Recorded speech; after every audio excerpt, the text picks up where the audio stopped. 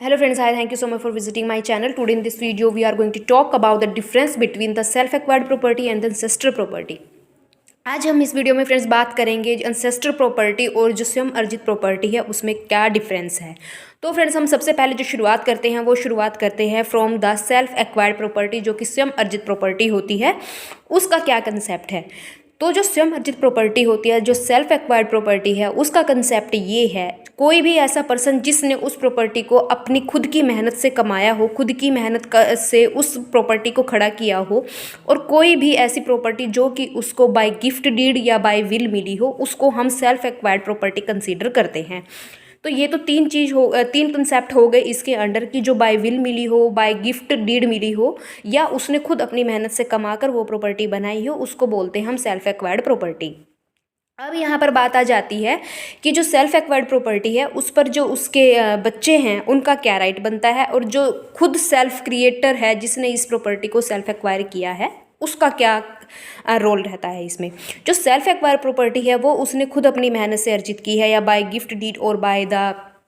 Will उसने जो acquire की है उसके ऊपर उसका एब्सोल्यूट राइट बनता है, और उसकी मर्जी है कि वो अपनी प्रॉपर्टी को बाय द गिफ्ट और by the in other form अपनी प्रॉपर्टी को किसी भी पर्सन को ट्रांसफ़र कर सकता है। वो बाउंड नहीं है कि उसकी प्रॉपर्टी उसे अपने बच्चों को ही ट्रांसफ़र करनी है, उसका प्रॉपरली फ्री है वो अपनी लाइबिलिटी से, अपने कि वो ज़रूरी नहीं अपने बच्चों को ही ट्रांसफ़र करे, वो किसी भी पर्सन को वो प्रॉपर्टी ट्रांसफ़र कर सकता है। और जो उसके बच्चे हैं उनका उस प्रॉपर्टी में बाय बर्थ राइट नहीं बनता, बाय बर्थ राइट नहीं बनता। ये बात इसमें एक मेन पॉइंट है, जो उन बच्चों का by birth in self acquired property of the father उनका राइट नहीं बनता। ये फादर की मर्जी है कि वो अपने बच्चों को वो प्रॉपर्टी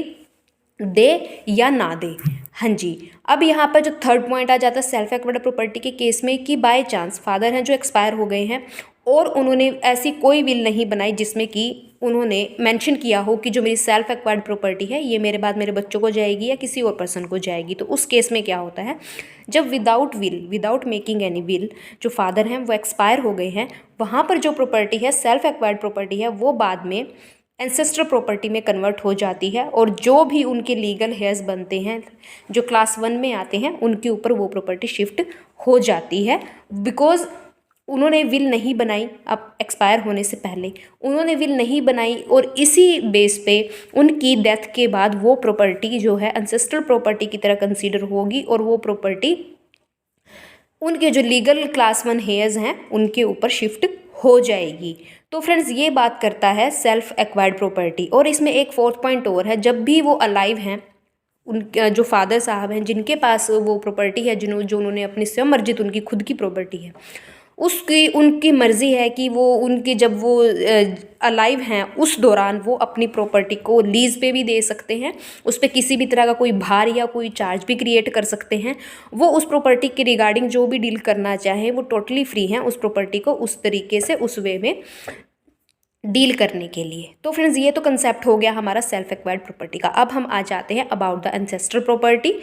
एंसेस्ट्रल प्रॉपर्टी जो है ये बात करती है उस प्रॉपर्टी के बारे में जो कि किसी भी तरह से रिलीज डीड से ना हो, ट्रांसफ़र डीड से ना हो, किसी भी तरह की हिबानामा से ना हो, किसी भी तरीके से के पार्टीशन से ना हो। कोई भी ऐसी प्रॉपर्टी जिसमें कि कोई release deed, transfer deed, gift deed, हिबानामा या किसी भी तरीके का ऐसा कुछ ट्रांसफ़र ना हो, कोई पार्टीशन ना हो, तो ही वो एंसेस्ट्रल प्रॉपर्टी कहलाती है। अब जो इसका मेन बेस पॉइंट है, इसका मेन बेस पॉइंट इसका ये है एंसेस्ट्रल प्रॉपर्टी का हम कब कंसीडर करेंगे, जो कि वो फर्स्ट कंडीशन कंप्लीट होनी ज़रूरी है जिसके बेस पे हम कंसीडर करेंगे ये एंसेस्ट्रल प्रॉपर्टी है। हाँ जी, कोई भी ऐसी प्रॉपर्टी जो कि जिसका म्यूटेशन इनहेरिटेंस 3 पीढ़ियों से होता आ रहा है, जिसका जो म्यूटेशन इनहेरिटेंस है, इंतकाल है जो उसका 3 पीढ़ियों से होता आ रहा है, वसीयत इंतकाल, उस केस में हम कंसीडर करेंगे अभी 3 पीढ़ियाँ कैसे, जो आपके दादा परदादा हैं, जो आपके दादा हैं, जो आपके फादर हैं, मतलब कि ग्रेट ग्रैंडफादर, आपके ग्रेट ग्रैंडफादर, आपके ग्रैंडफादर एंड फादर, जो इस तरीके से आपका इनहेरिटेंस में म्यूटेशन इनहेरिटेंस के थ्रू आपके पास कोई प्रॉपर्टी आती है आफ्टर योर फादर, तो वो एंसेस्ट्रल प्रॉपर्टी कंसीडर की जाती है। परदादा दादा आपके फादर और उसके बाद जो प्रॉपर्टी आपके पास आती है without any release deed, without any transfer deed, without any हिबानामा, without any gift deed,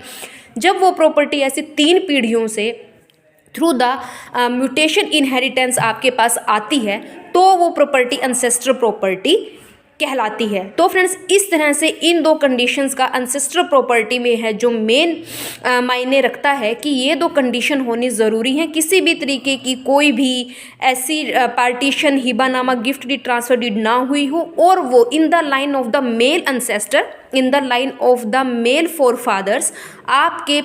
great grandfather and the father के बाद आपके पास वो प्रॉपर्टी आई है तो वो प्रॉपर्टी आपकी एंसेस्ट्रल प्रॉपर्टी, आपकी पैतृक संपत्ति है जो कंसीडर की जाती है। होप सो फ्रेंड्स आपको इस वीडियो से काफ़ी कुछ अच्छा मिला हो। If you like this video please like this video, share this video and subscribe my channel.